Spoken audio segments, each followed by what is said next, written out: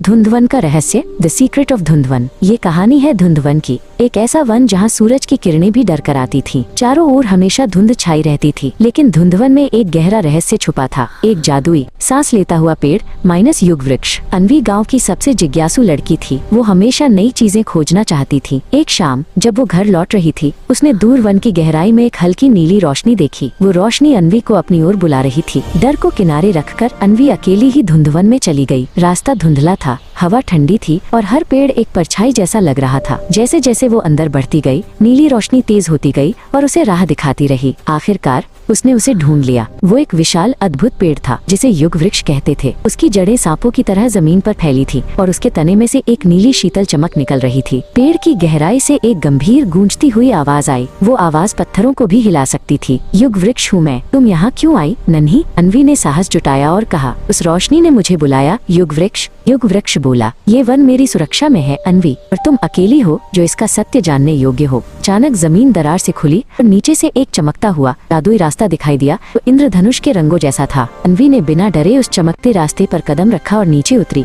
वो प्रकाश लोक था। यहाँ उड़ते हुए रोशनी के छोटे जीव थे और तरल चांदनी की नदियाँ बह रही थीं। युग वृक्ष की आवाज दूर से आई, एक अंधेरे की छाया आ रही है जो इस प्रकाश लोक को निगलना चाहती है। कैसे मदद कर सकती हूँ? अन्वी ने पूछा। मैं सिर्फ एक छोटी लड़की हूँ, वृक्ष ने उत्तर दिया। वन का भविष्य तुम पर निर्भर है। तुम्हारे पास वह प्रकाश है जो अंधेरे को रोक सकता है, लेकिन तुम्हें एक वादा करना होगा। भय के बावजूद हमेशा सत्य का पालन करोगी? अन्वी ने दृढ़ता से सिर हिलाया। ऐसे ही उसने हाँ कहा। चमकती हुई बेल लता युग वृक्ष से उतरी और उसकी बाह पर लपेटी गई। वह अपार शक्ति देती हुई भी धरती जोर से कांप उठी। तेज पर एक विशाल काला कोहरा, अंधकार का स्वामी, उठने लगा। युग वृक्ष ने दहाड़कर चेतावनी दी। वी का दिल जोर से धड़क रहा था, पर उसकी बाह पर लिपटी बेल चमक उठी। धुंधवन में संघर्ष का प्रकाश फैल गया।